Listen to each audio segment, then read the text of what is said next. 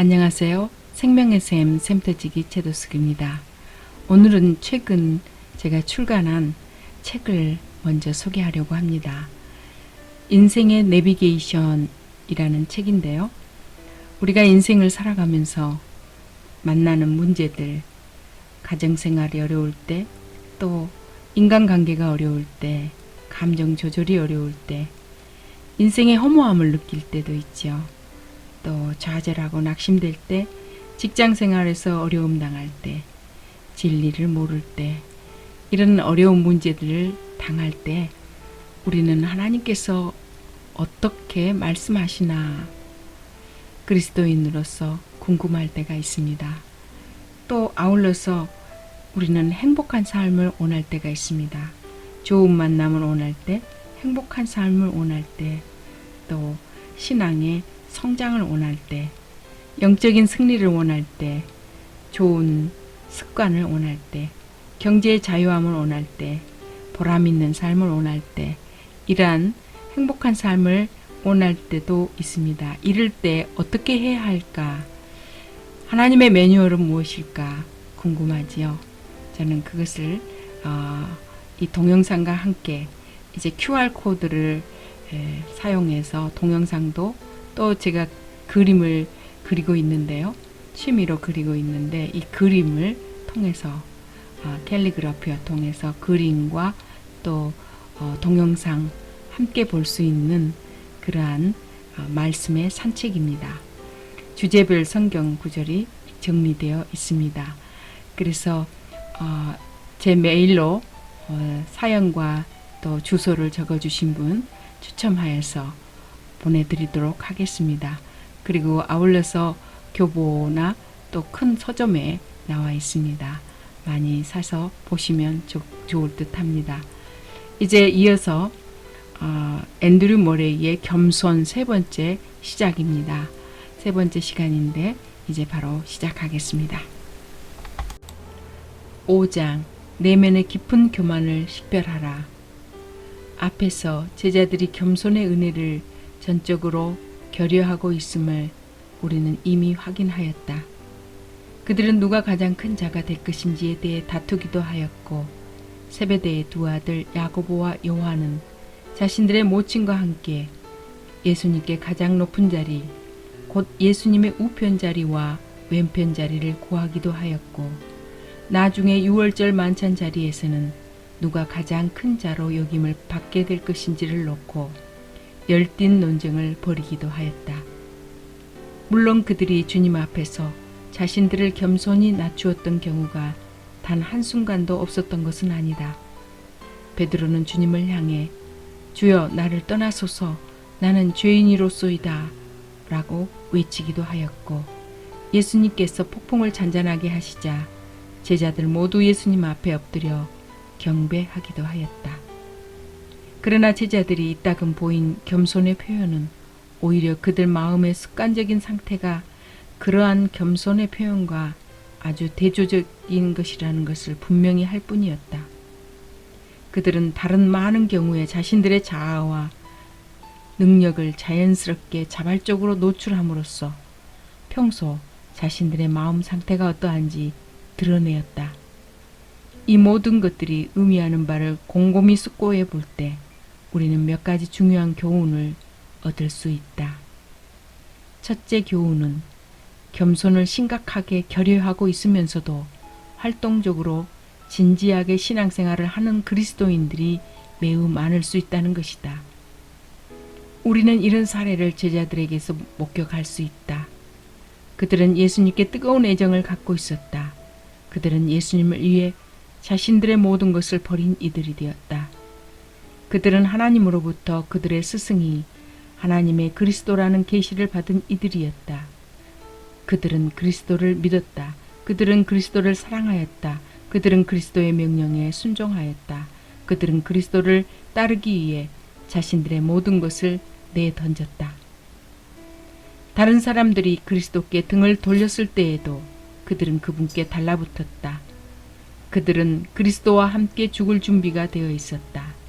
그러나 이 모든 것들보다 훨씬 더 깊은 그들의 내면에는 그들이 예수님의 구원의 능력을 전하는 증인이 되기 이전에 마땅히 솎아냈어야 할 교만의 어두운 힘, 곧 그들이 거의 의식하지 못하던 사악한 것의 존재와 섬뜩함이 놓여 있었다.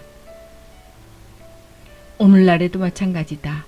우리 주변에는 가시적인 성령의 은사들을 풍성하고도 넘치게 소유하고 있지만 겸손의 은혜는 심각하게 결여하고 있는 목회자들, 복음 전도자들, 사역자들, 선교사들, 교사들이 있다.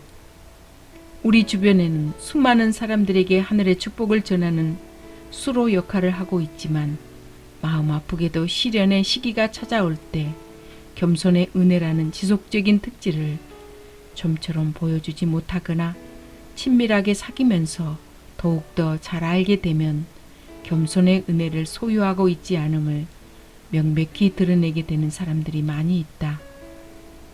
이 모든 사실들은 겸손이 매우 높은 중요한 은혜 가운데 하나라는 것을 확증한다.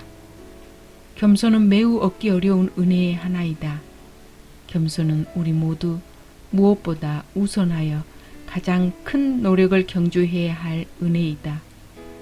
그것은 성령의 능력 안에서만 오는 은혜, 우리 모두 성령 충만하여 우리 안에 내주하 그리스도께서 우리 안에서 살아계실 때에만 오는 은혜이다.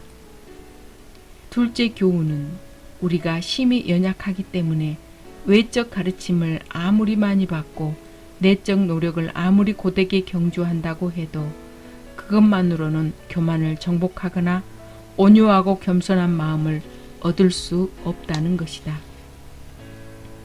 제자들은 3년이라는 기간 동안 예수님의 지도 아래 훈련을 받았다.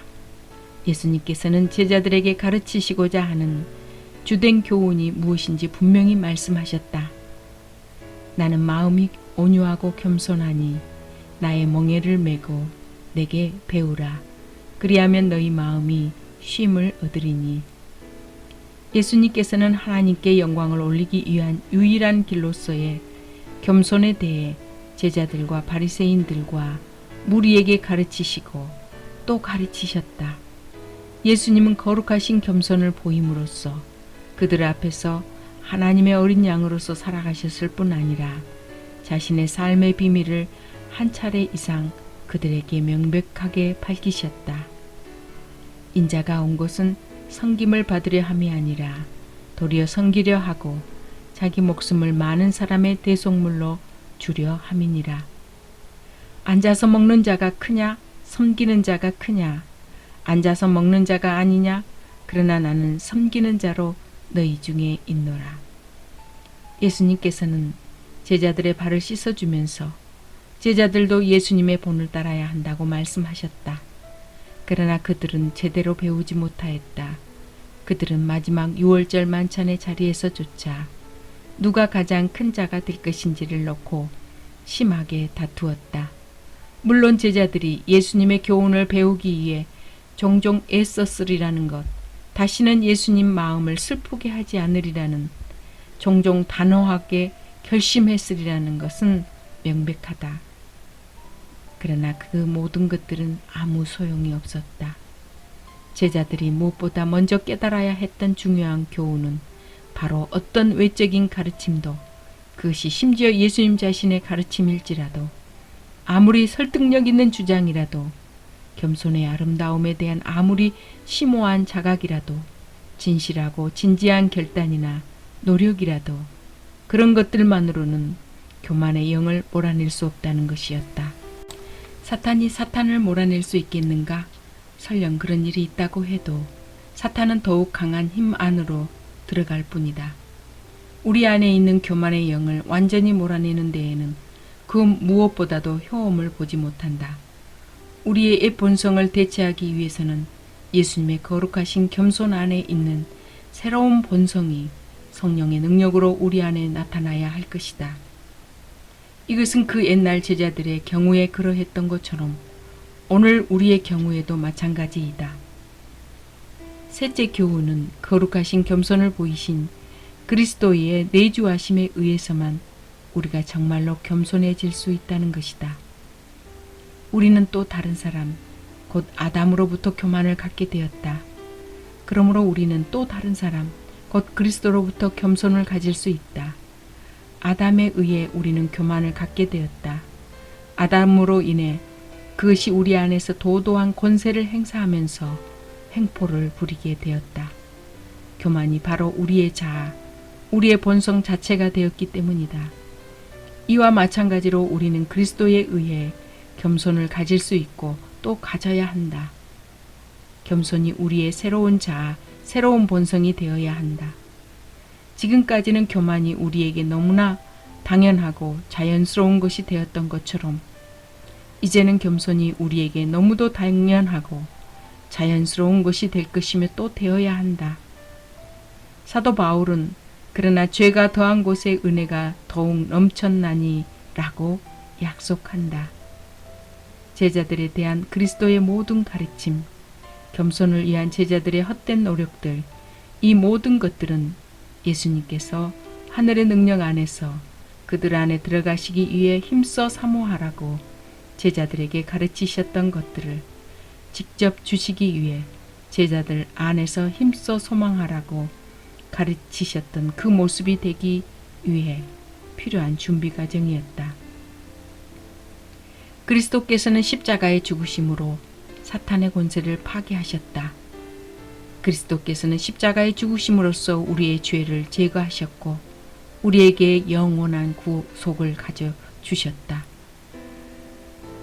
그리스도께서는 죽은 자들 가운데 사흘 만에 부활하심으로써 아버지로부터 완전히 새로운 생명을 받으셨다. 그것은 하나님의 능력 안에 있는 생명, 인간들에게 전해질 수 있는 생명, 인간들의 삶에 들어갈 수 있는 생명, 하나님의 거룩하신 능력으로 인간들을 새롭게 하고 인간들을 가득 채울 수 있는 생명이었다. 그리스도께서는 승천하심으로써 아버지의 영을 받으셨다. 그리스도께서는 땅에 계실 적에 하지 못하였던 것들을 그 영을 통하여 하실 수 있게 되었다. 그리스도께서는 그 영을 통하여 사랑하는 인간들과 함께 계실 수 있었으며 그들을 위해 실제로 그들의 삶을 살아가실 수 있었다. 그러므로 그들은 그리스도의 겸손과 똑같은 겸손 안에서 아버지 앞에서 살아갈 수 있었다. 그들 안에서 살고 계신 분, 호흡하고 계신 분이 바로 그분 자신이었기 때문이었다. 그리고 오순절날 그리스도께서는 그들을 찾아오셔서 온전히 사로잡으셨다. 그리스도께서 땅에 계실 적에 수행하셨던 준비와 깨우침의 사역, 그분의 가르침이 제자들에게 일으켰던 소망과 의욕의 각성은 오순절이 야기한 강력한 변화에 의해 완성되었다. 그리고 베드로와 야고보와 요한은 모든 것이 변화되었음을 고난당하시는 예수님의 온유한 영이 그들을 온전히 소유하였음을 일상의 삶과 편지를 통하여 생생하게 증언하였다. 그리스도인들은 이 모든 것들에 대해 무엇이라 말할까? 모르기는 몰라도 지금 이 책을 읽고 있는 사람들의 생각이 여러 갈래로 엇갈릴 것이다. 어떤 이들은 이런 문제에 대해 한 번도 진지하게 생각해 본 적이 없는지라 이런 문제들이 교회와 신자들의 삶을 위한 주제로서 지니는 엄청난 중요성을 제대로 의식하지 못할지 모른다. 어떤 이들은 자신들이 겸손의 결여라는 치명적인 단점을 지니고 있음을 명백히 의식하고 단점을 극복하기 위해 그 나름의 노력을 경주했다가 그만 아무 결과도 얻지 못하여 낙심하고 있을지 모른다. 또 어떤 이들은 자신들이 받은 영적 축복과 능력을 기쁘게 간증하지만 주변 사람들 모두 그들에게서 분명히 발견하는 것을 보지 못한 채 다시 말해 자신들에게 겸손이 결여되어 있다는 사실에 대해 절대적으로 필요한 자각을 얻지 못한 채로 살아가고 있을지 모른다.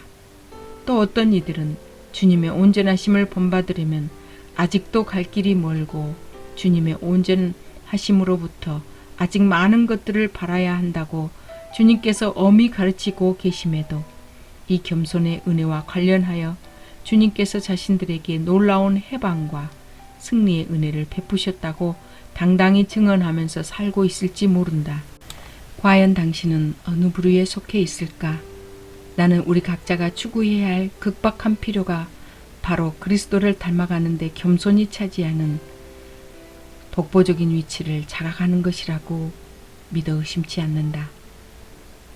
오늘의 교회나 신자들이 그리스도의 겸손을 그리스도께서 받으신 주의 영광으로 인식하지 않는 한 그리스도께서 교회나 신자들에게 바라시는 모습이 되는 것이 전적으로 불가능하다는 것을 우리는 분명히 깨달아야 한다.